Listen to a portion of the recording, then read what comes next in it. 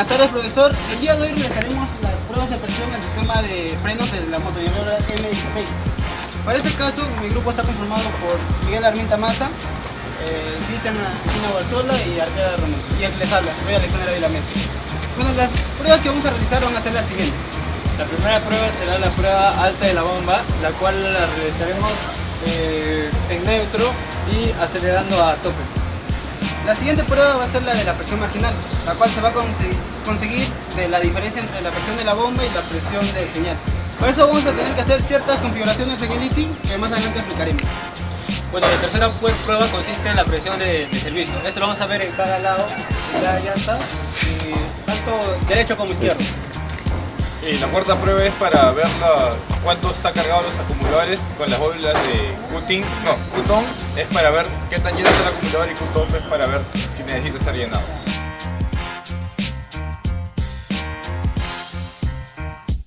Buenas tardes, profesor. Antes de realizar las mediciones al sistema de frenos de la motoniveladora M16 debemos de hacer el previo estudio a su plano hidráulico. Para esto vamos a evaluar el sistema en sí. Como podemos observar, el sistema se compone de una bomba que va a ser utilizada tanto para el sistema de frenos como para el sistema de ventilación, que es la que podemos visualizar en este cuadrado.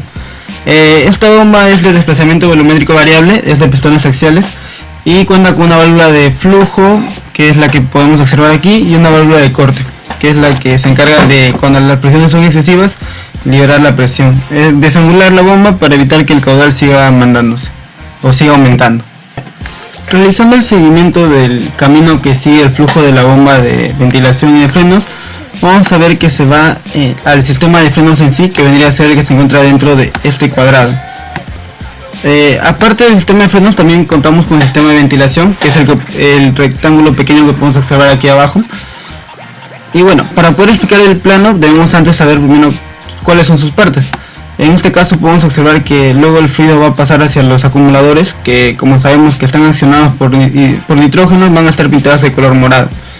Luego el fluido va a seguir su camino hacia la válvula de servicio o válvula de control de freno, que como sabemos es accionada mecánicamente por el accionamiento del pedal. Luego contamos con el fluido pasa hacia los paquetes de freno, que en este caso la motoniveladora los tiene accionados del lado derecho y del lado izquierdo, a diferencia del carro frontal, que se accionaban de paquetes de freno delanteros y paquetes de freno trasero. Ahora sí vamos a realizar la explicación del plano. Como sabemos, el fluido de la bomba de frenos y ventilación va a venir por aquí, va a pasar por esta válvula, por esta rejilla o filtro, luego va a pasar por la válvula Chet y luego va a encontrar dos caminos. El primero que vamos a analizar, que es el que se dirige hacia el llenado de los acumuladores. Ojo que también va hacia un sensor de presión que se encarga de indicar si hay presión o no en el sistema o en los acumuladores. Y luego se va hacia el llenado en sí de los acumuladores, que como podemos observar aquí, antes pasa por dos válvulas Chet. Estas válvulas de check sirven para que cuando los acumuladores estén llenados que estén llenados completamente, se cierren automáticamente en un tiempo rápido, para que así se evite la pérdida de la presión acumulada con anterioridad.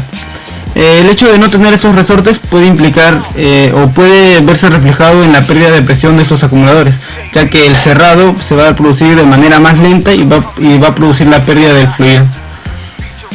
Luego podemos observar que antes de irse a los acumuladores también hay otro camino que se dirige hacia esta válvula Q-TIN-Q-TAO, que debido a la acción de resorte se va a encontrar en la posición Q-TIN. Esta posición es la de activación, es decir, del llenado de los acumuladores. ¿Por qué? Porque cuando está en esta posición el fluido va a pasar por aquí y se va a convertir en fluido de señal para la load sensing.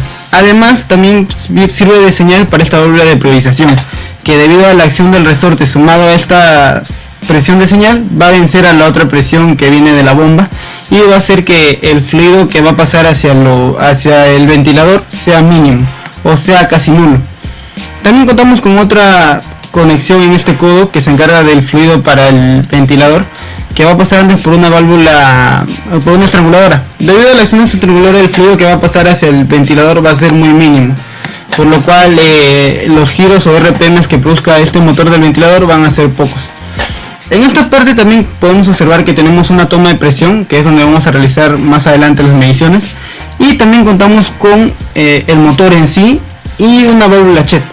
¿Para qué sirve esta válvula Chet? Bueno, podemos decir que esta válvula Chet sirve como un sistema de seguridad para evitar la cavitación y los daños dentro del sistema del motor. ¿Por qué? Cuando dejamos de accionar el motor, cuando apagamos la máquina, por ejemplo, ya no se va a producir flujo debido la bomba de frenos ya no va a producir flujo, pero debido al mismo peso del ventilador, este va a seguir girando, es decir, va a seguir produciendo RPM, pero al no tener un flujo de donde succionar, va a producir cavitación y va a hacer que los componentes internos se dañen. Para eso existe esta válvula, para que actúe en esos momentos. Cuando se produzca esa succión debido a las RPM, va a hacer que esta válvula se abra y el fluido del tanque ingrese para poder succionar esa succión que genera este motor, logrando así que los componentes internos no se dañen y trabajen lubricados. Y bueno, esa sería su función. Luego contamos aquí también con otra válvula que es la encargada de la reguladora de las RPM del motor. Esta es accionada por un solenoide que es regulado gracias a la acción del IT en la SM de la misma máquina.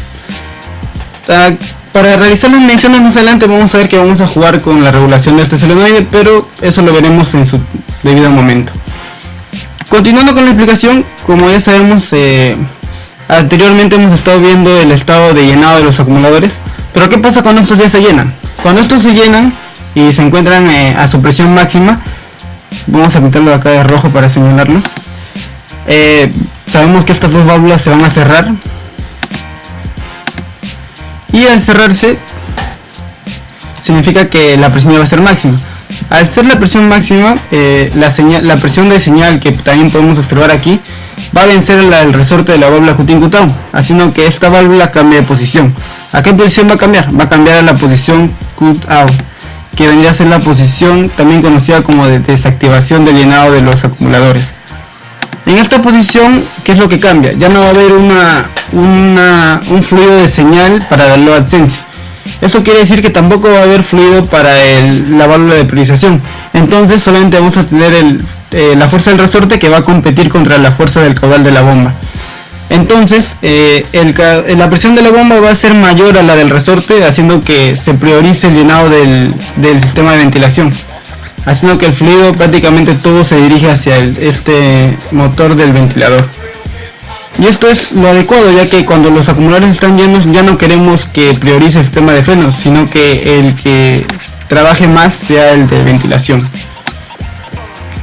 Bueno, una vez que están llenos los acumuladores, vamos a suponer que queremos accionar el freno. Nos vamos a la válvula de servicio o de frenado, la válvula de control de freno, en la cual cuando tú estás accionando el freno, o no estás pisándolo, por decirlo así, se va a encontrar en la posición 1, que es esta de aquí.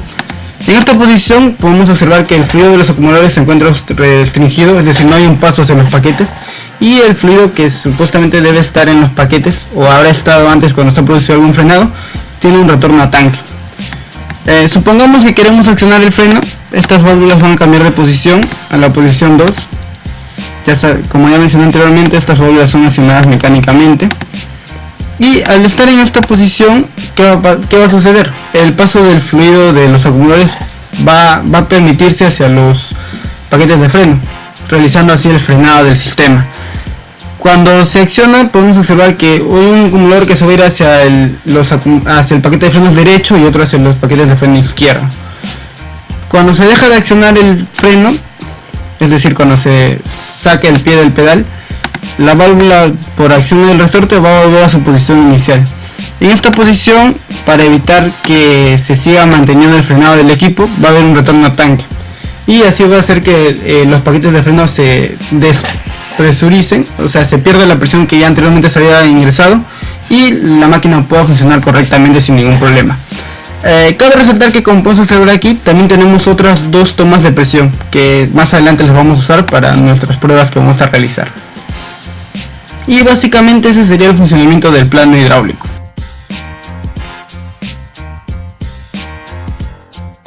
La primera prueba a realizar va a ser la de la presión de la bomba en alta, o mejor dicho, la presión en calado.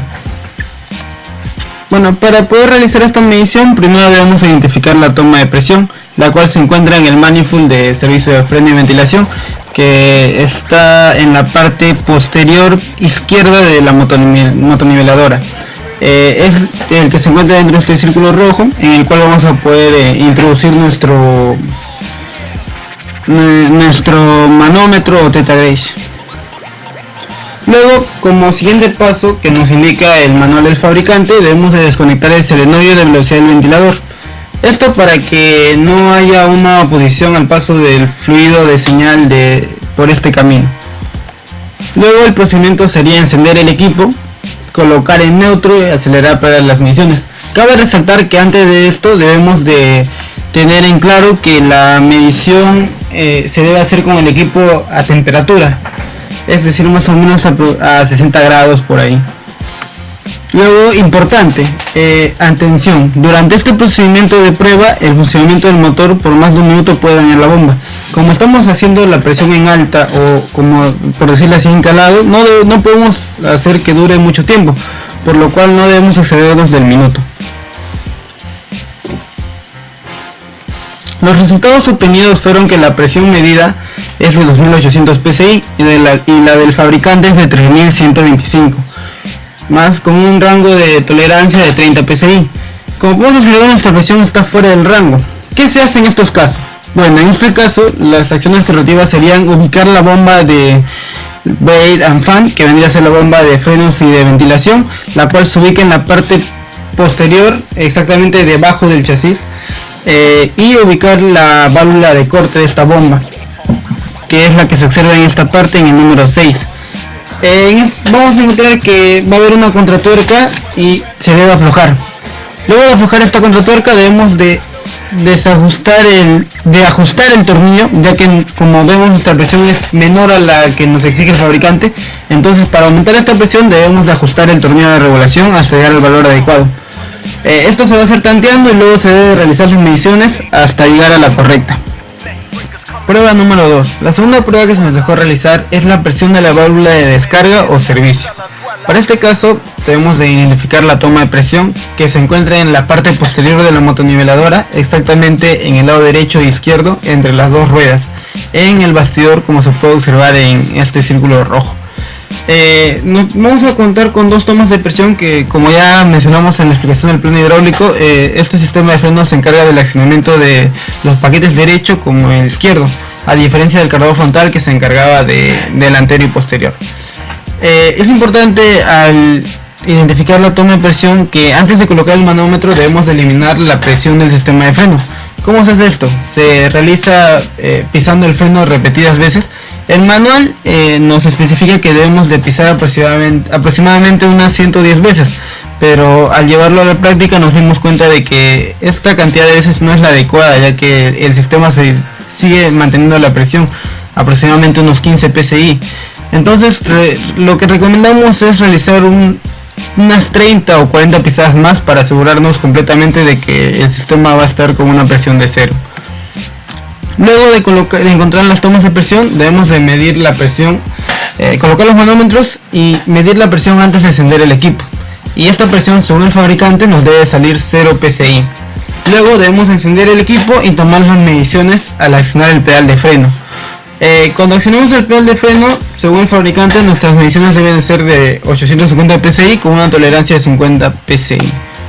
Los resultados obtenidos, como podemos observar, son que el freno derecho antes de pisar tiene una presión de 0 psi, lo cual está acorde con lo del fabricante, y pisando el freno tenemos 800 psi, lo cual también se encuentra dentro del margen permitido. Pero el problema radica en el freno izquierdo, en el cual antes de pisar la presión sí es la adecuada, pero pisando el freno nos encontramos con una presión de 500 psi, que está alrededor de 300 psi fuera del rango permitido. ¿Esto aquí se puede ver? Bueno, se puede ver una falla en el acumulador.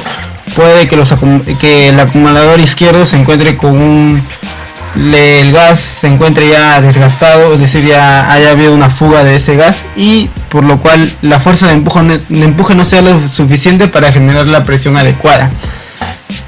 Cabe resaltar otro dato importante, que es que el freno de servicio derecho debe producir 30 psi menos que la presión del freno de servicio. Es decir, el freno derecho debe ser menor, la presión del freno derecho debe ser menor a la del freno izquierdo, lo cual tampoco no se cumple. La tercera prueba a realizar es la prueba Cutin-Kutau, o como mayormente también se le conoce, la prueba de la presión de activación y desactivación del llenado de acumuladores. Bueno, para esto debemos de ubicar las tomas de presión, que va a ser básicamente en este punto del manifold, el que es la toma de presión que se puede ver en la parte inferior. Luego el procedimiento a seguir es poner en neutro el equipo y esperar que alcance la temperatura normal de operación. Luego debemos de bombear el freno de servicio y registrar la presión mínima, que esta presión mínima es la Cutin, la presión de activación. Ahí vamos a tener un dato ya registrado. Luego tenemos que esperar a que el sistema se recargue y llegue a su presión máxima. Esta presión máxima va a ser la presión de cooldown o de desactivación del llenado de los acumuladores. También nos va a otorgar, esta presión cooldown o de desactivación también va a ser la presión de los acumuladores.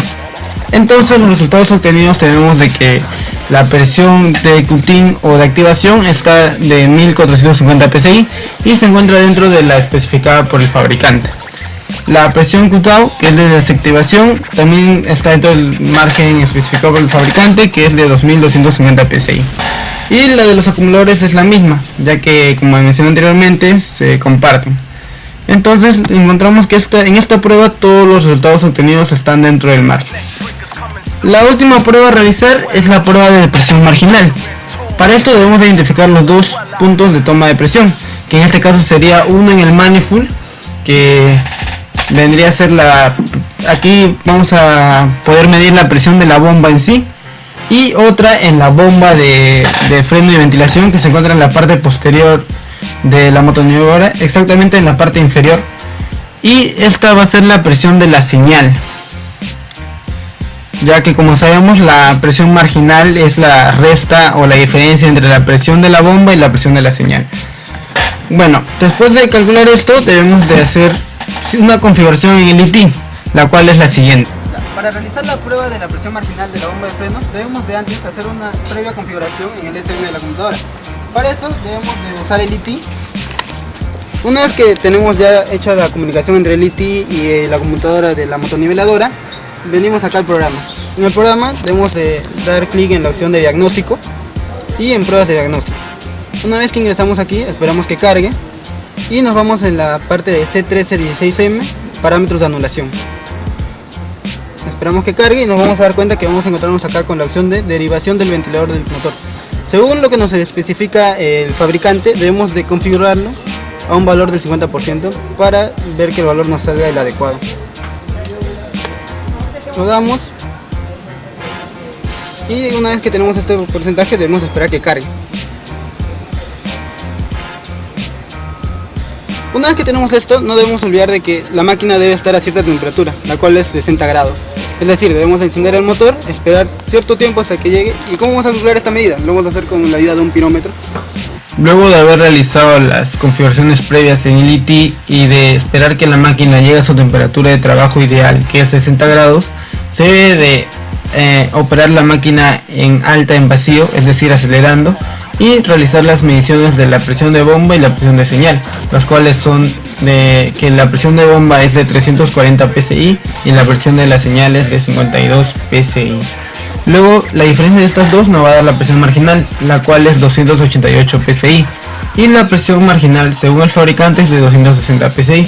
Como podemos observar, nuestro valor está relativamente cerca, pero le falta un poco. Si la presión marginal no es la correcta, se debe de aflojar la contratuerca de la válvula de la bomba y regularla hacia la presión adecuada. En este caso, como queremos disminuir la presión, debemos de desajustar el tornillo. Y esto sería lo adecuado para realizar la corrección de la presión marginal. Gracias.